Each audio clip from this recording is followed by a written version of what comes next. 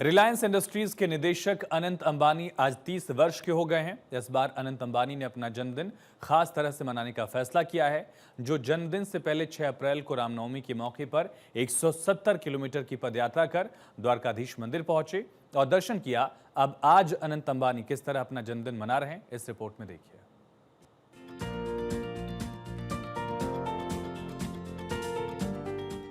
10 अप्रैल 1995 को जन्मे अनंत अंबानी 30 साल के हो गए हैं।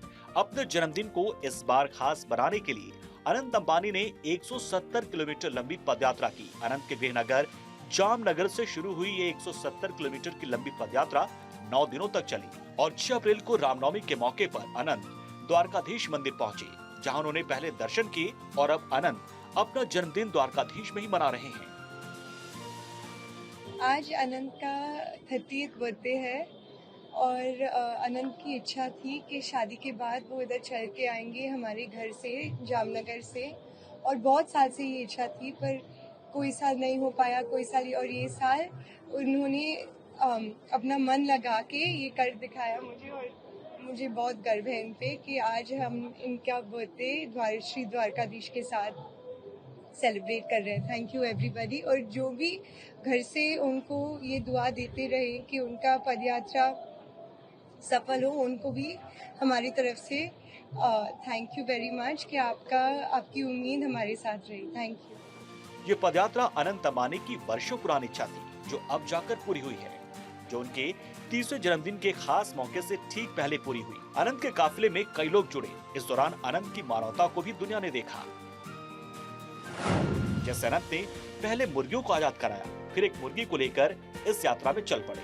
अनंत ने विश्वनाथ वेद संस्कृत पाठशाला के संस्थापक मगन भाई राजगुरु के पैर छूकर आशीर्वाद लिए। 5 अप्रैल की रात बागेश्वर धाम के पीठाधीश्वर धीरेन्द्र शास्त्री भी पदयात्रा में शामिल हुए थे।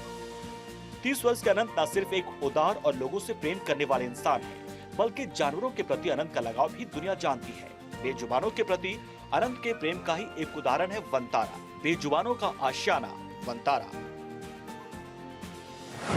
3000 एकड़ में फैला वनतारा दुनिया का सबसे बड़ा निजी पुनर्वास और संरक्षण केंद्र है, जो हाथी से लेकर बिल्ली तक 43 तरह के 2000 से ज्यादा जानवरों का बसेरा है।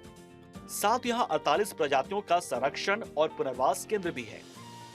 केंद्र सरकार वनतारा को पशु कल्याण में देश के सर्वोच्च सम्मान प्राणी मित्र राष्ट्रीय पुरस्कार से सम्मानित कर चुकी है।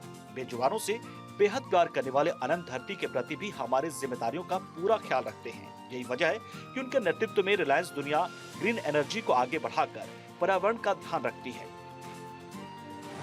अनंत अंबानी के नेतृत्व में रिलायंस का लक्ष्य 2035 तक नेट कार्बन जीरो बनने का है।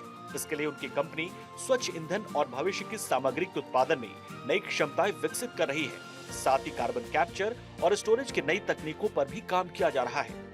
मुकेश अंबानी के छोटे बेटे अनंत न सिर्फ एक बेहद कामयाब व्यवसायी हैं, बल्कि दुनिया की फिक्र करने वाले और बेजुबानों का ध्यान रखने वाले एक बेहतरीन इंसान भी हैं। यही वजह कि आज उनके 30वें जन्मदिन पर उनके चाहने वाले दूर दूर से अनंत को बधाई के संदेश दे रहे हैं। Bureau report, Bharat 24।